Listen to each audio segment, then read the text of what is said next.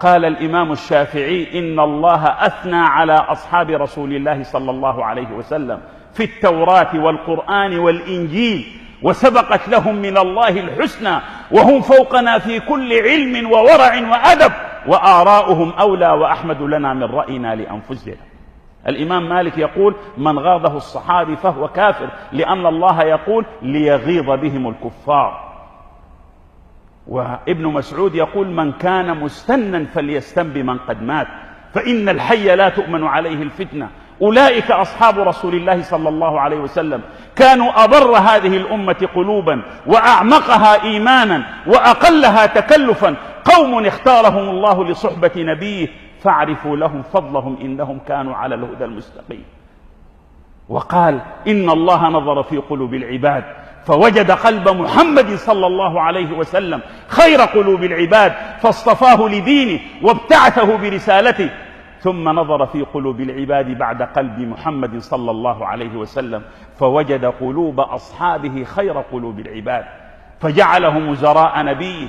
فما رآه المسلمون أي الصحابة حسنا فهو عند الله حسن، وما رآه المسلمون قبيحا فهو عند الله قبيح. وقد رأى المسلمون جميعا أن يستخلفوا أبا بكر. ولذلك قال أبو زرعة الرازي من أئمة العلم والحديث والفقه: إذا رأيت الرجل ينتقص أصحاب محمد صلى الله عليه وسلم فاعلم أنه زنديق، لأن القرآن حق والسنة حق، وإنما أدى إلينا ذلك أصحاب رسول الله صلى الله عليه وسلم، وهؤلاء شهودنا في الوحي، وهؤلاء يريدون أن يجرحوا شهودنا، فمن طعنهم فهو بالطعن أولى، ومن جرحهم فهو بالجرح أولى، وهم زنادقة. هذه كلمة أئمة المسلمين وسلف الأمة الصالح: خير القرون قرني ثم الذين يلونهم ثم الذين يلونهم. لأن الطعن في الصحابة طعن في النبوة، هؤلاء هم تربية النبي عليه الصلاة والسلام، هؤلاء غراس النبي عليه الصلاة والسلام، هؤلاء بركة ثمرة عنايته عليه الصلاة والسلام. وهو يقول: لا تسبوا أصحابي فلو أنفق أحدكم مثل أحد ذهبا ما بلغ ذلك مد أحدهم ولا نصيفه.